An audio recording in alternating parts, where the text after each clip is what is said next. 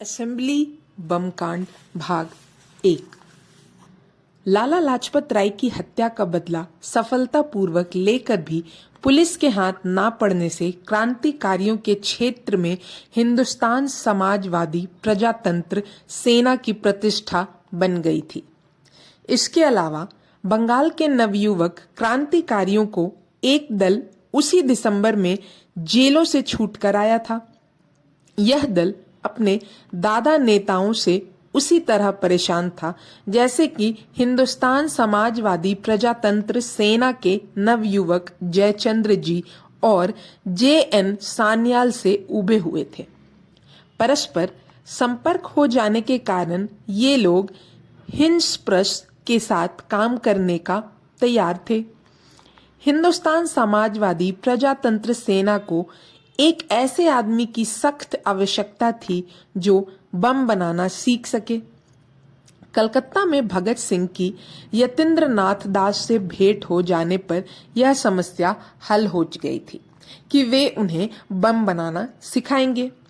केंद्र समिति की दिल्ली बैठक में हिंदुस्तान समाजवादी प्रजातंत्र सेना का केंद्रीय स्थान दिल्ली निश्चित किया गया था।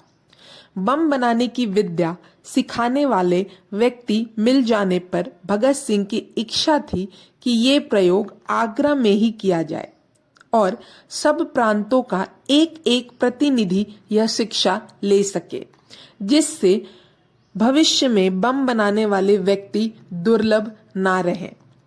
यतीन्द्रनाथ दास पूर्णतया सहयोग देने को तैयार थे। उन्होंने सुझाया आगरा में शायद बर्फ पर्याप्त मात्रा में ना मिल सके। ये लोग बम में पलीता गन कॉटन को लगाते थे। गन कॉटन बहुत जल्दी आग पकड़ लेती है। बुझी दिया सलाई में यदि कुछ भी चमक शेष हो तो छुआते ही गन कॉटन फट सकता है। अच्छी बनी गन कॉटन का फाया हथेली पर रखकर यदि जलाया जाए तो इतनी जल्दी जलकर खत्म हो जाएगा कि हथेली पर निशान भी न बन पाएगा। गन कॉटन बनाने के लिए रासायनिक उपकरणों को बर्फ के बीच में रखकर कार्य करना पड़ता है। यतीन्द्रनाथ दास के सुझाव पर यह तय हुआ कि कलकत्ता में बर्फ सभी महीनों में यथेष्ट मिल सकती है, इसलिए गन कॉटन कलकत्ता में ही तैयार हो जाए। समूचा देश ब्रिटिश सरकार के पैरों तले रौंदा जाता हुआ, सब कुछ लुटाता हुआ गहरी नींद सो रहा था और एक 21 वर्ष का युवक देश की चिंता में जाग रहा था, बेचैनी से तड़प रहा था। अचानक भगत सिंह की स्मृति में फ्रांसीसी क्रांतिकारी वेलान का चित्र कौंधा। वेलान, जिसने सोए हुए देश में क्रांति की ज्वाला धधकाने व अमानवीय सरकार को चुनौती देने के लिए फ्रांस की असेंबली में बम फेंका था। इन दिनों भगत सिंह फ्रांस की उस घटना को याद करते रहते थे। उन्होंने मन ही मन सोचा, क्यों ना हम भारत के असेंबली में बम फेंककर ब्रिटिश सरकार को चौंका दें। भगत सिंह ने अपना विचार अपने साथियों के सामने रखा। चंद्रशेखर आजाद को उनका सुझाव बहुत पसंद आया।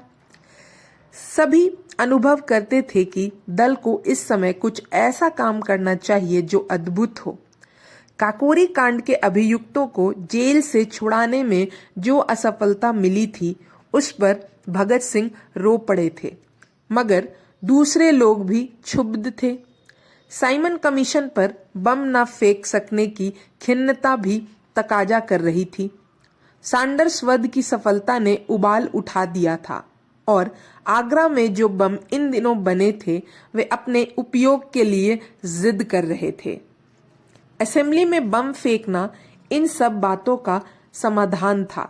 इधर जयदेव कपूर ने दिल्ली में असेंबली के सदस्यों में ऐसा विश्वसनीय संपर्क जोड़ लिया था कि जब वे चाहें उन्हें असेंबली में जाने लिए पास मिल जाए। इन पासों से भगत सिंह, आजाद और दूसरे कई साथी भी असेंबली में हो आए थे।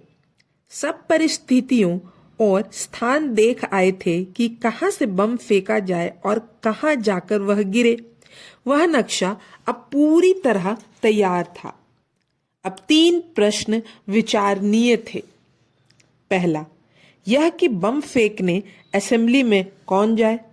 दूसरा, यह कि बम फेंकने के बाद गिरफ्तारी हुई जाए अथवा भागा जाए। और तीसरा, यह कि बम कब फेंका जाए। तो आगे के भाग में हम जानेंगे कि असेंबली में ये सब सारी चीजें कैसे हुई। तब तक बने रहे हमारे साथ। धन्यवाद।